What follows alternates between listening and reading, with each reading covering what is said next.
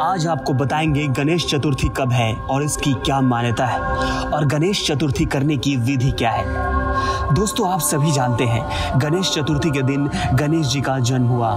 इस दिन व्रत रखकर गणेश जी की पूजा करते हैं। गणेश जी की कृपा से मनोकामनाएं पूरी होगी और बिगड़े हुए काम बन जाएंगे। आपके जीवन के संकट भी दूर हो जाएंगे। तो चलिए वीडियो शुरू करते हैं। गणेश चतुर्थी साल 7 सितंबर को धूमधाम से देश भर में मनाई जाएगी।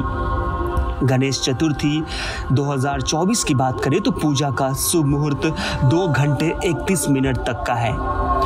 उस दिन आप गणपति बप्पा की पूजा दिन में 11:03 से कर सकते हैं। मुहूर्त का समापन दोपहर में 1:34 पर होगा। इस दिन लोग अपने अपने घरों में गणपति जी को बैठाकर अनंत चतुर्दशी के दिन उसका विसर्जन करते हैं। इस साल गणेश चतुर्थी की तिथि 6 सितंबर से शुरू होकर 7 सितंबर तक रहने वाली है और ऐसे में भक्तों को गणेश चतुर्थी के व्रत को लेकर यह उलझन हो रही है कि किस दिन गणेश चतुर्थी का व्रत रखा जाए। गणेश चतुर्थी क्यों मनाई जाती है और इसके पीछे की क्या कहानी है, दोस्तों ये भी आप जानना चाहते हैं तो चलिए बताते हैं आपको। तो गणेश जी को प्रसन्न करने के लिए लोग उनके जन्म दिवस को गणेश चतुर्थी के रूप में मनाते हैं। लोग उत्सव के लिए विभिन्न प्रकार के भोजन तैयार करते हैं। हिंदू धर्म में गणेश जी की पूजा करना बहुत महत्वपूर्ण माना जाता है। ऐसा माना जाता है कि जो लोग पूरी श्रद्धा और विश्वास के साथ उनकी पूजा करते हैं उन्हें खुशी, ज्ञान, धन और लंबी आयु प्राप्त होती है और उनकी सभी मनोकामनाएं पूरी हो जाती है। गणेश चतुर्थी की कहानी क्या है तो चलिए जानते हैं।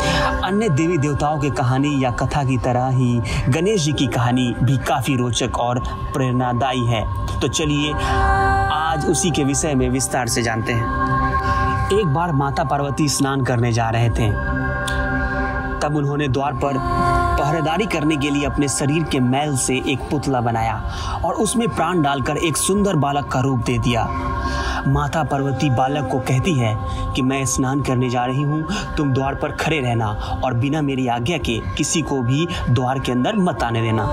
यह कहकर माता पार्वती उस बालक को द्वार पर खड़ा करके स्नान करने चली जाती है। वह बालक द्वार पर पहरेदारी कर रहा होता है कि तभी वहाँ पर भगवान शंकर जी आ जाते हैं और अंदर जैसे ही अंदर जाने वाले होते हैं तो वह बालक उनको वहीं रोक देता है।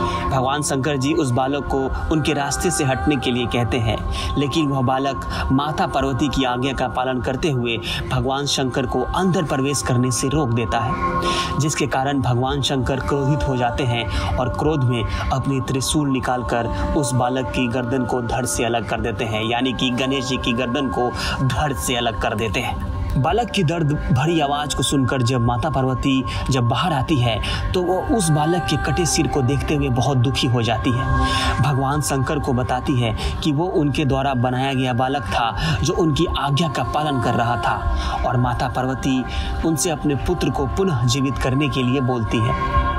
फिर भगवान शंकर अपने सेवकों को आदेश देते हैं कि वो धरती लोक पर जाएं और जिस बच्चे की माँ अपने बच्चे की तरफ पीठ करके सो रही हो उस बच्चे का सिर काट कर ले आए।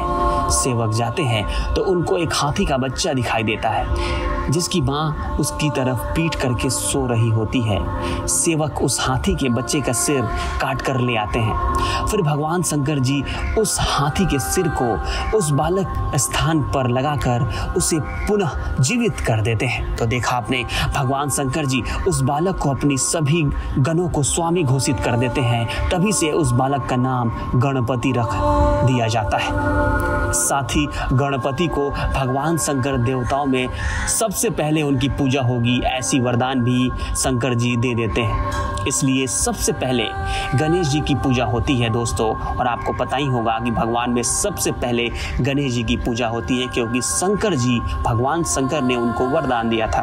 और ऐसा माना जाता है कि उनकी पूजा यानी भगवान गणेश के पूजा के बिना कोई भी कार्य पूरा नहीं होता है। इसलिए गणेश जी का हर शुभ कार्य में सबसे पहले पूजा किया जाता है और आपको भी हर शुभ कार्य में सबसे पहले गणेश जी की पूजा करनी चाहिए। ऐसे ही वीडियोस के लिए देखते रहिए सनातन भूमि चैनल।